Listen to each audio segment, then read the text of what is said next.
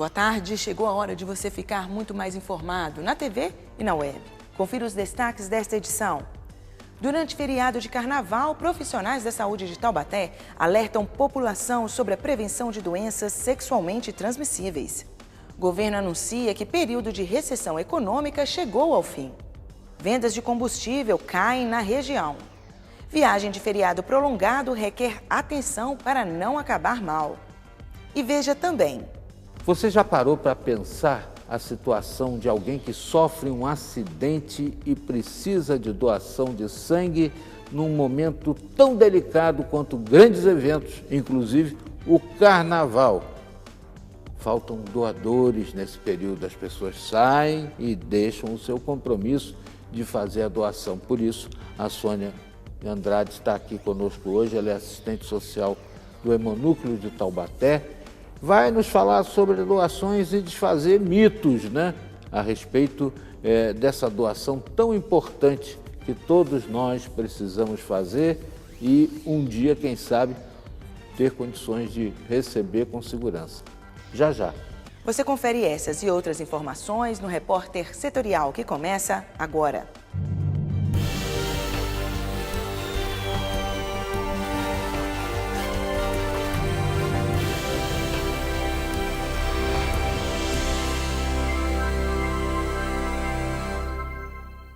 Seja muito bem-vindo, este é o seu Repórter Setorial na TV e na web. Pelo visto, o período de crise econômica que afetou o país acabou. De acordo com o governo, os brasileiros ainda sofrerão os reflexos da crise, mas a recessão econômica chegou ao fim. O Brasil entrou em uma rota de crescimento a longo prazo. As indústrias já seguem o processo de recuperação e isso inclui as que compõem o Vale do Paraíba. O ministro da Fazenda, Henrique Meirelles, afirmou que a recessão no Brasil já terminou, mas o país ainda sente as consequências da maior crise econômica da história. A declaração foi dada durante uma reunião no Palácio do Planalto para discutir a proposta de reforma da Previdência enviada pelo governo ao Congresso. O evento contou com a presença do presidente Michel Temer, de ministros e parlamentares. O ministro Henrique Meirelles disse ainda que a crise foi dura e gerou o alto volume de desemprego, mas o país já voltou a crescer. O Brasil hoje já está crescendo. Isso é muito importante, porque todos nós passamos por um momento muito difícil quando o Brasil enfrentou a maior recessão da sua história. Mas a mensagem aqui importante é que essa recessão já terminou. Nós ainda vivemos a consequência dela em muitos aspectos, mas ela foi longa, foi difícil, foi dura, gerou esse número enorme de desempregados, mas o Brasil já começou a crescer. Ainda de acordo com Meirelles, o Brasil não só voltou a crescer, mas também entrou em uma rota de crescimento sustentável no longo prazo. O ministro citou que a confiança dos empresários e consumidores está se recuperando, o que não acontecia desde 2011. Meirelles também falou que o Brasil vai sair do padrão de ter uma crise econômica de tempos em tempos para ter períodos prolongados de crescimento. O Brasil não só começou a crescer, mas ele já entrou numa rota de crescimento sustentável de longo prazo. Nós vamos sair deste padrão que o Brasil viveu de tempos em tempos uma crise. Não é? Isso tem gerado uma certa insegurança em muitos empresários brasileiros ou consumidores. Hoje o Brasil entra numa rota de crescimento sustentável. Eu gostaria de deixar isso muito claro, e esse é um ponto absolutamente fundamental. Nós vamos agora ter períodos prolongados de crescimento. A reforma da Previdência é um tema que tem causado muita polêmica e discussões entre a população e o Congresso Nacional. Entenda como a proposta de emenda da PEC 287 afeta não só a economia, mas milhares de trabalhadores.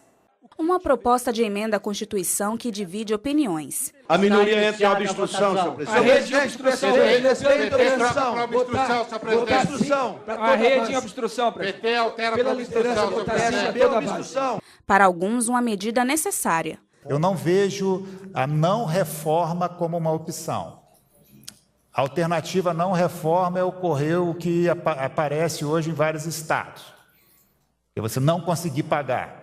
E para outros, uma proposta que destrói os direitos do trabalhador. Essa proposta é uma maldade pura. Onde já foi feito, 80% dos beneficiários perdem o seu benefício.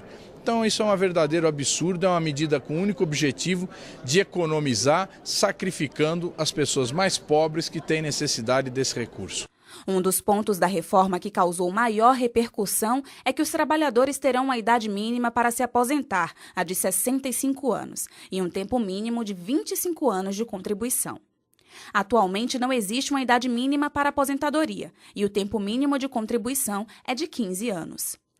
A nossa equipe de reportagem conversou com a desembargadora Ivani Bramante, do Tribunal Regional do Trabalho, 2ª Região. Ela se posiciona contra a reforma e afirma que a medida chega a ser inconstitucional. Porque esta reforma ela causa muitos prejuízos para a sociedade em geral, né? E ainda ela vai ter um efeito deletério para o próprio Estado, que deixará de arrecadar, né? E os poucos benefícios que serão concedidos doravante, nem esses talvez não sejam suportados, porque muita gente vai sair. Não vai ter mais estímulo para continuar contribuindo para a Previdência. E alguns dizem que é exatamente isso que é o propósito, né? Desestimular as pessoas a se vincularem à Previdência Pública e migrarem para a Previdência Privada. Então, nós estamos vendo assim, várias inconstitucionalidades dentro desse projeto de emenda à Constituição, né, da PEC. Apresentada pelo governo de Michel Temer, a PEC 287 foi proposta por conta do envelhecimento da população, dos inúmeros casos de fraude na Previdência e principalmente em virtude do déficit crescente na Previdência. Apesar dessas justificativas, a desembargadora discorda sobre a existência desse déficit e acredita num superávit capaz de fazer com que o governo até transfira dinheiro da Previdência através da DRU, desvinculação de receita da União. Se ele existe, não está demonstrado. Não vieram a público ou com transparência os números. Ela acrescenta que as receitas dos jogos de azar e das cotas da União, estados, municípios e Distrito Federal também não estão demonstrados. A desembargadora se baseia nas informações publicadas pela ANFIP, Associação Nacional dos Auditores Fiscais da Receita Federal do Brasil. Segundo o órgão, considerando a Previdência como parte do sistema de seguridade social, não há déficit. Pelo contrário, o total de recursos que a União arrecada para custear toda a Seguridade Social é superior aos gastos. Em 2014, de acordo com a ANFIP, sobraram no caixa do governo 54 bilhões de reais e em 2015 sobraram mais de 11 bilhões. Segundo a ANFIP, esses recursos têm sido empregados para outros fins, como o pagamento da dívida pública. Aumentou, antes desvinculava um quantitativo, agora foi para 30%. E há aí uma conta que só no ano seguinte haverá uma desvinculação de receita da Previdência, que vai para a mão do governo sem uma destinação específica, de 120 milhões. E que até 2023 nós teríamos aí 1 trilhão de numerário retirado dos cofres da Previdência para uso do governo, sem vinculação a qualquer aplicação, entendeu? Então, se não há dinheiro na Previdência, se há déficit, como é que sobra para tirar, né, com a desvinculação de receita, com a DRU, esse numerário? Apesar da reforma previdenciária se referir diretamente ao trabalhador, na opinião da desembargadora, as medidas afetarão as empresas e o próprio governo. Olha, na verdade, todos serão prejudicados porque as empresas sobrevivem das vendas e do consumo. Na medida em que se reduz todos os direitos, tanto trabalhista quanto previdenciário, o poder aquisitivo e o poder de compra da população diminui, o consumo diminui e as empresas deixam de vender. Então, isso é cíclico. Se num primeiro momento isso pode alavancar a economia, num segundo momento, num efeito deletério, pode vir a causar efeitos inesperados na economia, porque a redução do poder de compra vai reduzir o consumo e vai reduzir a produtividade. Deveria ser o contrário. Quando se alavanca os direitos sociais e se incrementa o poder de compra do trabalhador, isso alavanca a economia. Ela acrescenta que o efeito disso é em cadeia. Sem consumo não há produtividade e sem produtividade não há arrecadação por parte do governo. Além disso, muitos direitos sociais serão extintos. Na prática, não há mais aposentadoria integral. Na prática, a pensão por morte também, né, não dá para ser exercitada, porque de acordo com a idade do dependente, 50% só. Então, tudo está sendo reduzido a pó. Então, na prática, não haverá também. A aposentadoria especial também morreu. Com essas perdas, a tendência na visão da desembargadora é que haja uma debandada de trabalhadores com carteira assinada para trabalhar como pessoas jurídicas ou profissionais liberais. E para ela, a lei de terceirização vai influenciar ainda mais para esse quadro. Ao lado dessa questão, nós temos ainda um projeto de lei da terceirização, que todas as empresas vão ficar livres para contratar trabalhadores terceirizados, ou seja, ela não precisa contratar no quadro como trabalhador efetivo, né? Então, esse trabalhador que vai ser terceirizado, na prática, vai acabar quadro de carreira, equiparação salarial com outra pessoa que faz a mesma função. Tudo que está na CLT vai por água abaixo. O incentivo da previdência privada, eu acho que é o mote de tudo que nós estamos assistindo. Os profissionais da saúde do Ambulatório Municipal de Infectologia de Taubaté estão fazendo uma campanha de prevenção das doenças sexualmente transmissíveis. As atividades de orientação e conscientização à população acontecem durante os dias do feriado de Carnaval. Quem nos dá mais informações é a coordenadora do AME, Melissa Morim.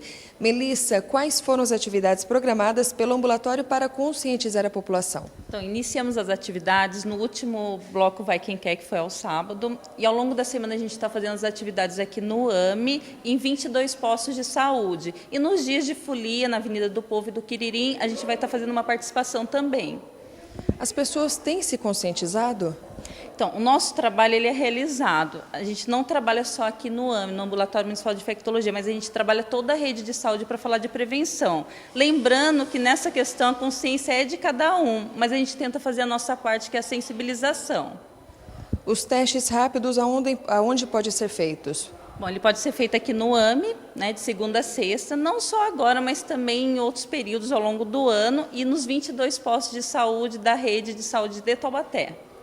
Qual a importância desses testes para a detecção da doença? A importância sempre é o diagnóstico precoce. E fazendo o diagnóstico precoce, tendo acesso a essas pessoas, a gente faz toda a orientação de prevenção. A gente faz o aconselhamento pré-teste, a gente faz a execução do teste, que é um teste simples. A única coisa que não é simples é a revelação diagnóstica, que é o aconselhamento pós-teste.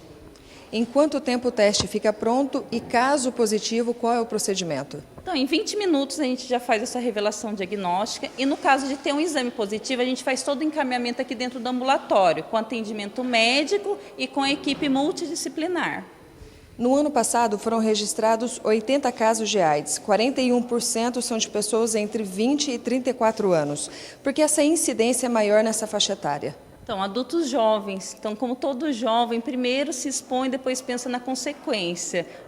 Eu não usei o preservativo, me expus, mas ele nem vai lembrar da testagem, ele só vai lembrar disso mais para frente. Mas por isso que a gente faz as campanhas educativas, chamando esse público, é um público importante para a gente, principalmente aqueles que nunca foram testados. Lembrando que a gente tem muita detecção pelo teste rápido, em torno de 70% a gente dá o diagnóstico no teste rápido.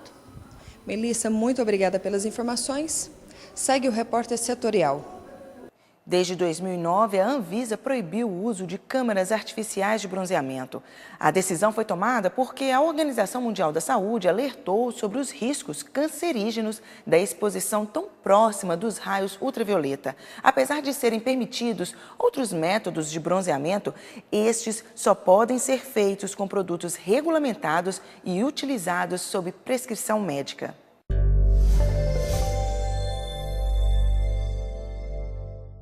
O bronzeamento artificial é muito perigoso e, diante de uma provocação, a segunda turma do Superior Tribunal de Justiça decidiu que realmente a Anvisa tem a capacidade legal de regular esse tipo de atividade.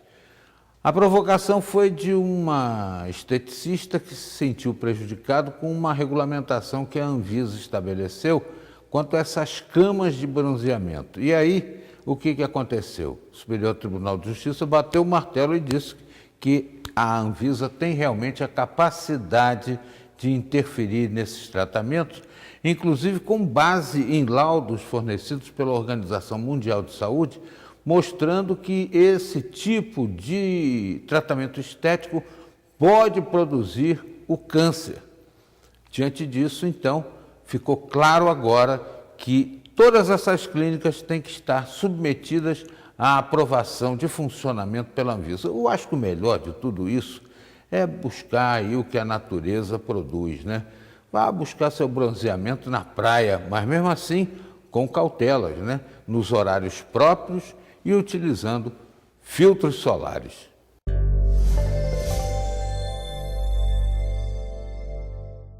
Como alternativa no período de carnaval, muitas pessoas escolhem sítios e fazendas como rota de passeio. É o que você vai ver no próximo bloco.